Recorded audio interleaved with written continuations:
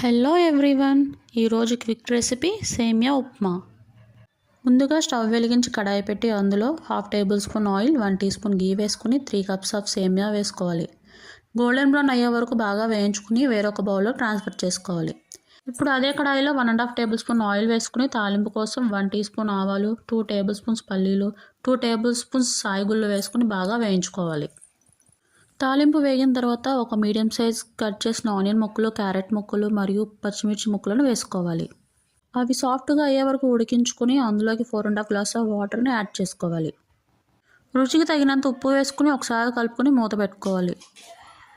నీళ్లు మరిగిన తర్వాత అందులోకి ఫ్రై చేసిన సేమియాను వేసుకుని బాగా కలుపుకొని 10 నుంచి 15 నిమిషాల వరకు మూత పెట్టుకొని ఉడికించుకోవాలి.